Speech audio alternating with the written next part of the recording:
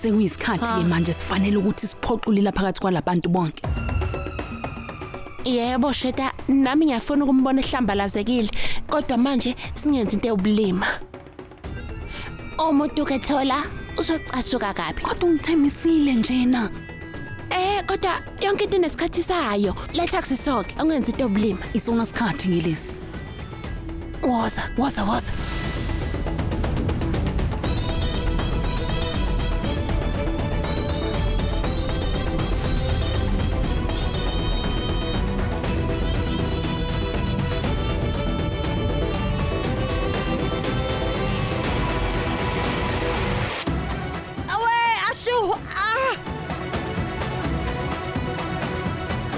Lila, Hey, hayibo, kwenzekeni ha?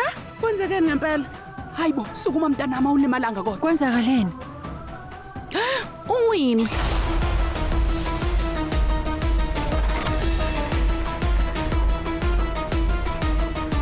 Awulimalangani? Uwe kanjani ngempela? Ubudlala kahle nje mntanami. Sukuma. Cha Rivati, ima wena. Mina ngizodlala ipark noShwetha.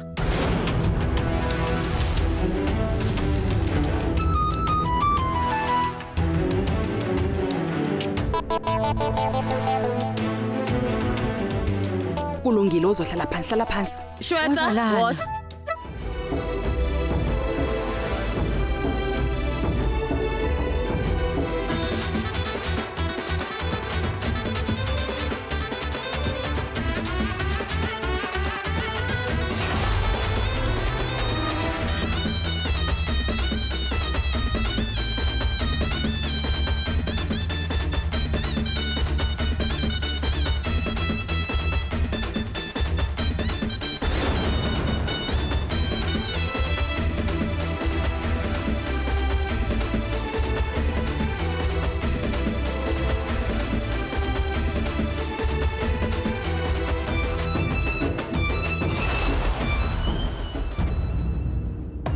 Uma uhlupha udadewethu kuzoba njena. Wazozodlala naye. Hayibo, wozohlala phansi. Hlala phansi mntanami, hlala phansi ngeke phela, hlala phansi. Nenze kahle ngempela.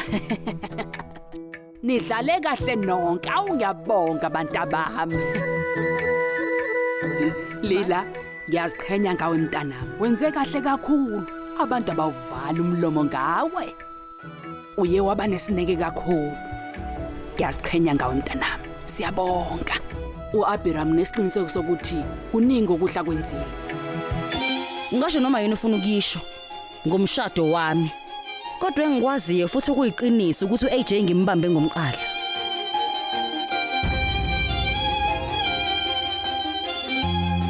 Ubuhle begama lakhe buphethwe yimi futhi ngiphila ngokuhlonipha kulomuzi wakhe.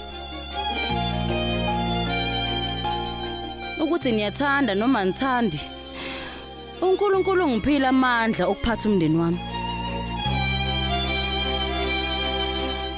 Ungixolele mangenza iphutha uhlanza ingqondo yami nginemicabango emibi. Kokunye kumele ngenze ukuphikisana nenhliziyo, kokunye umqondo wami wenza ngokuhlukile.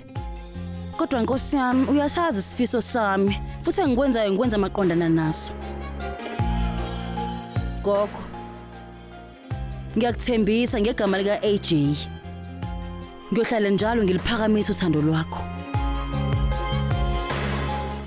Awu nangu AJ.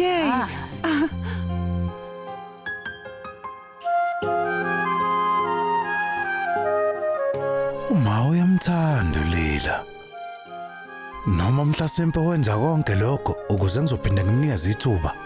Kodwa vele uma uyithandela bonke abantu.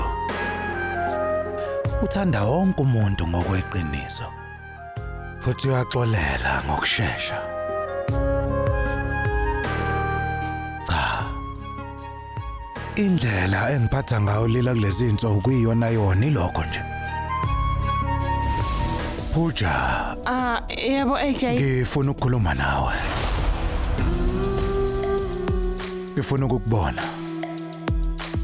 Gogo. Ungaphuthelwa ukuzibophezela ngo7 ntambama njalo ngomsombuluko kuya kulesihlanu on yours truly zizonke sisonke DStv channel 169.